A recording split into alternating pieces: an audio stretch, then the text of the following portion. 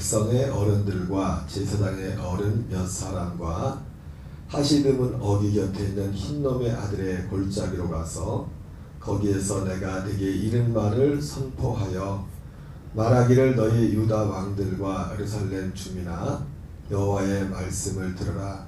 만군의 여호와 이스라엘 하나님이 이같이 말씀하시되 보라 내가 이곳에 재앙을 내릴 것이라. 그것을 듣는 모든 자의 귀가 떨리니 이는 그들이 나를 버리고 이곳을 불결하게 하며 이곳에서 자기와 자기 조상들과 유다 왕들이 알지 못하던 다른 신들에게 분양하며 무죄한 자의 피로 이곳에 채웠으며 또 그들이 바알을 위하여 산당을 건축하고 바알에게 번제로 불살라 드렸나니 이는 내가 명령하거나 말하거나 뜻한 바가 아니니라. 그러므로 보라 다시는 이곳을 도벳이나 흰놈의 아들의 골짜기라 부르지 아니하고 오직 죽음의 골짜기라 부르는 날이 이를 것이라. 여호와의 말이니라.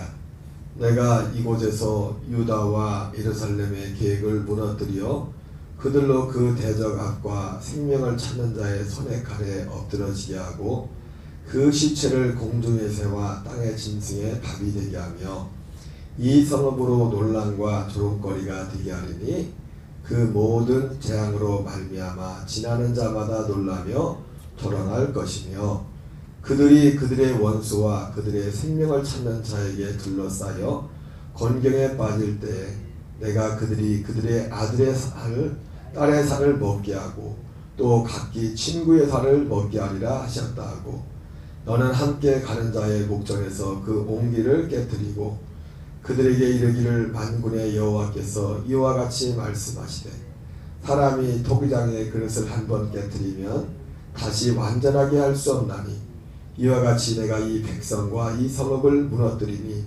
도벳에 매장할 자리가 없을 만큼 매장하리라. 여호와의 말씀이니라. 내가 이곳과 그 가운데 주민에게 이같이 행하여 이 성읍으로 도벳 같게 할 것이라. 예루살렘 집들과 유다 왕들의 집들이 그 집 위에서 하늘의 만상에 분향하고 다른 신들에게 전제를 부음으로 더러워졌은즉 도벳 땅처럼 되리라 하셨다라 하시니 에레미야가 여호와께서 자기를 보내사 예언하게 하신 도벳에서 돌아와 여호와의 집들에 서서 모든 백성에게 말하되 만군의 여호와 이스라엘의 하나님께서 이와 같이 말씀하시되 보라 내가 이 성읍에 대하여 선언한 모든 재앙을 이 성읍과 그 모든 촌락에 내리니 이는 그들의 목을 곧게 하여 내 말을 듣지 아니함이라 하시니라. 아멘. 할렐루야. 오늘은 에레미야 19장 1절부터 15절까지 본문의 말씀을 중심으로 범죄의 현장에 갔다 와라, 범죄 현장으로 갔다 와라는 제목으로 하나님의 말씀을 전하도록 하겠습니다. 오늘 에레미야 19장은 계속해서 지난 시간 말씀도 그렇지만 하나님이 에레미야를 통해 에레미야에게 예루살렘과 유다 백성들의 범죄 현장으로 그를 보내서 그 예루살렘 백성들에게 전하는 말씀을 전하고 있습니다. 1절부터 보면 여호와께서 이와 같이 말씀하시되 가서 토기장에 옹기를 사고 백성의 어른들과 제사장의 어른 몇 사람과 하시듬은 어기 곁에 있는 흰놈의 아들의 골짜기로 가서 거기에서 내가 네게 이른 말을 선포하여 예루살렘과 유다에 하나님을 향한 범죄가 많이 있었지만 그 범죄에 특별히 우상숭배와 관련한 그 가장 핵심적인 장소가 바로 오늘 하나님께서 에레미야에게 가라고 했던 하시듬은 어기 곁에 있는 흰놈의 아들의 골짜기, 거기에 그곳에 특별히 도벳이란 그 장소가 있었습니다. 사실은 그 예루살렘에서 오늘 이제 에레미야가 하나님 말씀대로 이제 말씀을 이걸 행하고 이제 다시 돌아가는데 지금 가라고 한 곳이 예루살렘 그 성전 안과 그 하시드문 어귀에 있던 흰놈의 아들 골짜기는 사실은 별로 그렇게 거리가 먼 거리가 아닙니다. 그러니까 전에 성지순례 갔을 때 그런 기억을 대충 더듬어보면 아무리 멀어봤자 여기서 도도까지의 거리도 안 될 것 같은 그 거리가 짧은 그렇게 긴 거리가 아닙니다. 예루살렘이라는 장소 자체가 그 예루살렘이라는 도시 자체가 예루살렘 성도 성이지만 도시 자체가 그렇게 넓은 지역이 또 아니기도 하고요. 어쨌든 오늘 하나님은 에레미야를 지난번에만 계속해서 그들의 죄를 지적할 때 많은 경우에 그들이 범죄 현장을 잡아서 그 현장에 가서 현장에서 있었던 범했던 그 죄들을 지적하는 걸 보게 됩니다. 어떻게 보면 우리가 하나님과 함께 걸어가는 삶에 있어서 우리 안에 있는 여전히 우리 안에 도사리고 있는 우리 옛사람을 직면하는 것이 참 중요합니다. 아마 어떤 그러면은 그 오늘 에레미야를 많은 경우에 실제로 그들이 범죄했던 그 범죄 현장으로 데리고 와서 거기에 하나님의 그들에게 말씀을 전한다는 것이 어떤 면에서 바로 우리 한 사람 한 사람이 하나님 앞에 감에 있어서 우리 각 개인의 우리의 어두운 그 어떤 구체적인 실제 우리가 해결해야 될 죄의 문제를 직면하도록 하시는 하나님의 뜻이 있는 것 같습니다. 두리뭉실 해가지고 죄인입니다. 그게 아니라 회개는 그냥 두리뭉실 우리가 매주 와서도 사실은 사람들이 주일날 와서 기도할 때 뭔지도 실제 회개는 그냥 두리뭉실 죄됐습니다 하고 그러나 여전히 우리 안에는 어둠과 직면하는 것을 싫어하고 또 누군가가 그런 것들에 대해서 얘기하면 굉장히 불쾌하게 생각하는 것이 우리의 옛사람의 그런 모습일 수 있습니다. 어쨌든 오늘 하나님은 에레미야에게 이제 그 하시드문 어기 있는 흰놈의 아들 골짜기로 가서 거기서 내가 내게 이른 말을 선포하라. 그것은 바로 거기에서 그들이 범했던 죄들과 그 죄로 인한 어떤 하나님의 어떤 심판에 대한 내용이죠. 3절부터 계속 보면은 말하기를 너희의 유다 왕들과 예루살렘 주민아 여호와의 말씀을 들으라. 만군의 여호와 이스라엘 하나님이 이같이 말씀하시되 보라 내가 이곳에 재앙을 내릴 것이라. 그것을 듣는 모든 자의 귀가 떨리니 이는 그들이 나를 버리고 이곳을 불결하게 하며 이곳에서 자기와 자기 조상들과 유다 왕들이 알지 못하는 다른 신들에게 분향하며 무죄한 자의 피로 이곳에 채웠음이며 또 그들이 바알을 위하여 산당을 건축하고 자기 아들들을 바알에게 번제로 불살라 드렸나니 이는 내가 명령하거나 말하거나 뜻한 바가 아니라. 바로 하나님이 에레미야에게 가라고 했던 바로 흰놈의 아들 골짜기에 있는 특별히 그 도벳 산당이라는 그 현장에서 이러한 죄와 악이 행해졌음을 말씀하고 있습니다. 6절을 같이 읽습니다. 시작. 그러므로 보라 다시는 이곳을 도벳이나 흰놈의 아들의 골짜기라 부르지 아니하고. 그러니까 흰놈의 아들 골짜기 하면 딱 떠오르는 게 도벳입니다. 그러니까 도벳이라는 곳은 흰놈의 아들 골짜기는 그 골짜기 안에는 어떤 장소입니다. 그게 아까도 말했지만 그 장소 자체가 그렇게 넓고 큰 장소가 아니기 때문에 우리가 도벳이나 여기서는 흰놈의 아들 골짜기로 가지만 정확히 말하면 흰놈의 아들 골짜기에 있는 그 장소 어떤 특정한 장소가 도벳입니다. 도벳. 그러므로 보라 다시는 이곳을 도벳이나 흰놈의 아들의 골짜기라 부르지 아니하고 이름을 바꾸죠. 오직 죽임의 골짜기라 부르는 날이 이를 것이라. 다시는 그 정상적인 이름인 도벳이나 흰놈의 아들의 골짜기가 아닌 죽임의 골짜기 부를 날이 이를 것이다. 이렇게 하나님이 예레미야를 통해서 예루살렘과 유다 백성들의 말씀을 전합니다. 내가 이곳에서 유다와 예루살렘의 계획을 무너뜨리며 그들로 그 대적압과 생명을 찾는 자의 손에 칼에 엎드러지게 하고 그 시체를 공중의 새와 땅의 짐승의 밥이 되게 하며 이 성읍으로 논란과 조롱거리가 되게 하리니 그 모든 재앙으로 말미암아 지나는 자마다 놀라며 조롱할 것이며 그들이 그들의 원수와 그들의 생명을 찾는 자에게 둘러싸여 곤경에 빠질 때 내가 그들이 그들의 아들의 살, 딸의 살을 먹게 하고 또 각기 친구의 살을 먹게 하리라 하셨다 하고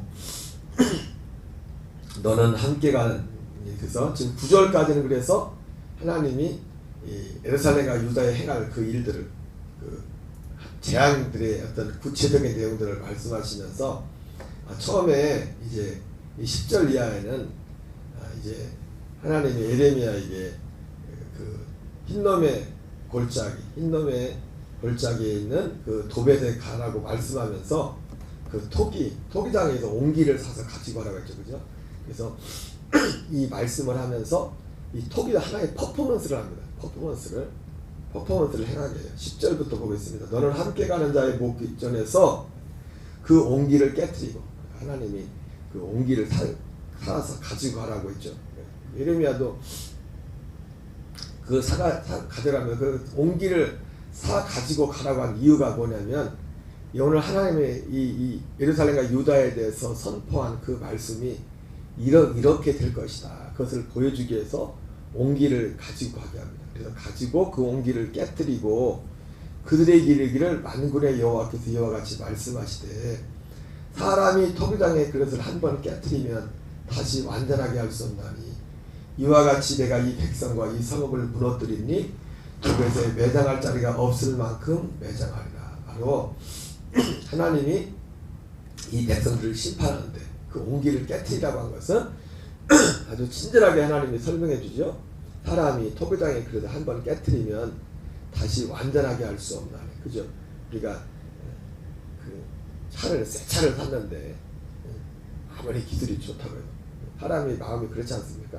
조금 기스 났어도 새 차는 그걸 다시 가서 보험에서 누가 그 사람이 다 해준다고 해도 그대로 해준다고 해도 그대로 다시 원상복귀해주는 그거보다 긁히지 않는 게 더 중요한 거죠. 긁히지 않는 거지. 토기를 가서 그 옹기를 깨트리면 그거를 뭐 기술자가 좋아가지고 아무리 어렵게 한다고 해도 깨트리기 전보다 더 좋을 수는 없습니다. 더 좋긴 커녕 사실은 이건 굉장히 어떤 불가능에 가까울 수도 있겠죠. 그래서 하나님이 에레미야에게 그 토기당에 산 그 옹기를 깨트리라고 하면서 하나님이 예루살렘과 유다에게 행할 그 심판이 그 재앙이 얼마나 처참한 것일까를 이 퍼포먼스를 통해서 보여주는 거죠. 이와 같이 내가 이 백성과 이 성읍을 무너뜨리니 도벳에 매장할 자리가 없을 만큼 매장하리라. 여호와의 말씀이니라. 내가 이곳과 그 가운데 주민에게 이같이 행하여 이 성읍으로 도벳 같게 할 것이라.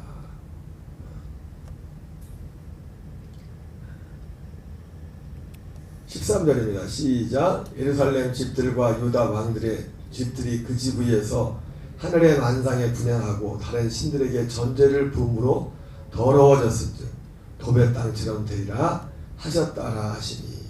14절 15절입니다.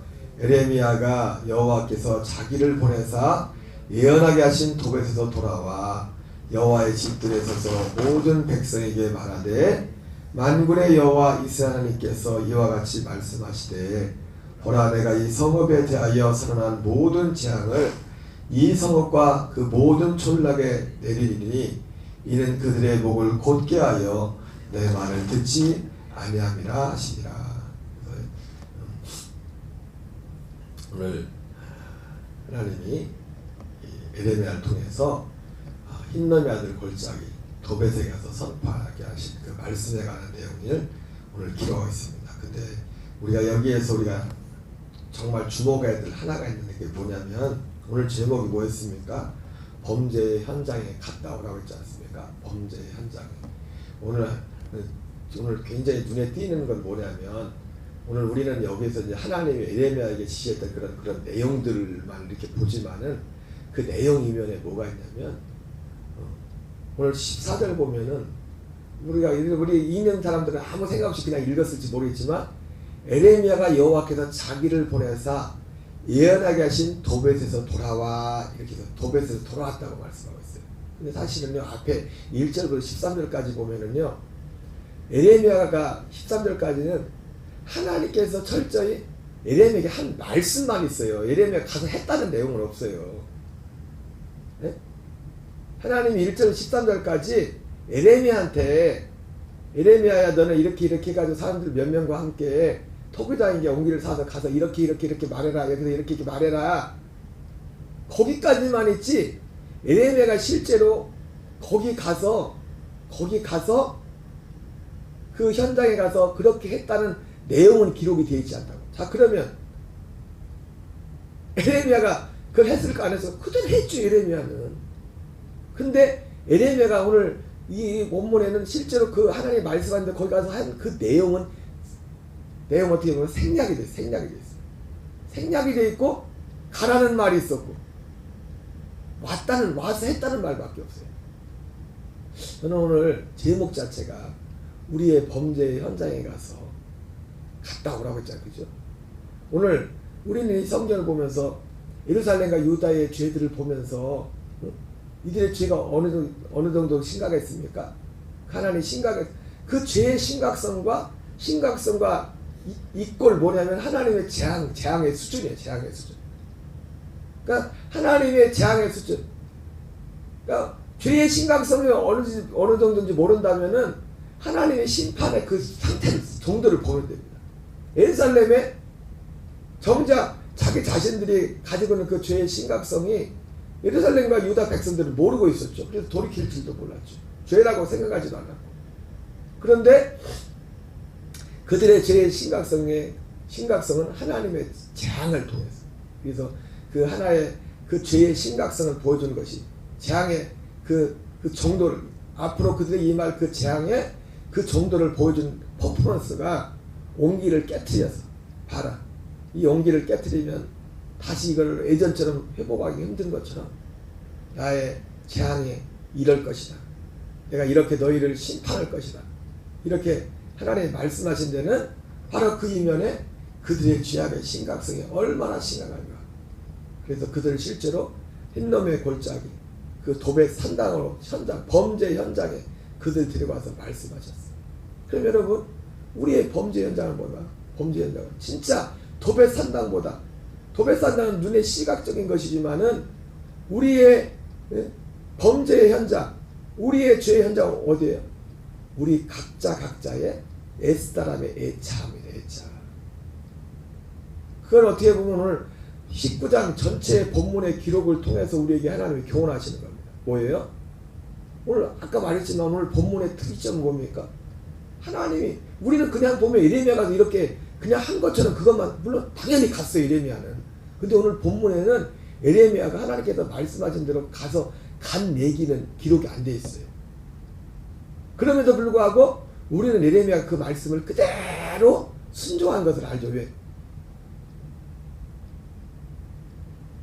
돌아왔대잖아요. 가서 14절에 예레미야가 여호와께 자기를 보내서 예언하게 하신 도벳에서 돌아와. 도벳에 가서 한 행동들은 액션들은 나오지 않지만 그 오늘 1절부터 13절까지 하나님께서 예레미야에게 명령한 것을 도벳에 가서 예레미야는 다 했단 말이에요. 가서 돌아와. 근데 이것이 이걸 보면서 여러분 우리는 예레미야의 길을 가야 될 줄 믿습니다. 고린도후서 1장 20절에 보면 사도 바울이 하나님의 약속은 얼마든지 그리스도 안에서 예가 되니 우리가 아멘하여 하나님께 영광을 돌리라 이렇게 말씀하고 있습니다. 그러면서 그 앞에 사도 바울이 그런 얘기를 합니다. 우리가 어떤 일들을 결정할 때 우리가 무엇인지 스스로 우리가 육신을 따라 하지 않고 경솔 하지 않고 그러니까 그들이 아멘하여 하나님께 영광을 돌린다고 할 때는 사도 바울이 내 기분을 따라 한다는 게 아니에요. 기분을 따라. 내 기분과 감정을 따라 하는 거죠. 여러분 우리의 가장 하나님 볼 때 오늘 예루살렘 유다 백성들의 죄의 현장은 흰놈의 아들 골짜기 도벳이라는 하나님 보기에 정말 가증한 것이었지만 오늘날이 아니죠. 모든 사람들의 실제 진짜 흰놈의 골짜기 저주받은 흰놈의 골짜기 저주받은 도배의 현장은 다른 것이 아니라 우리의 애착입니다. 애착. 자기의 감정과 자기의 기분과 진리가 없어요. 진리. 은혜로 산다고 하면서 은혜가 아니에요. 여러분 은혜로 사는 게 뭔지 아십니까?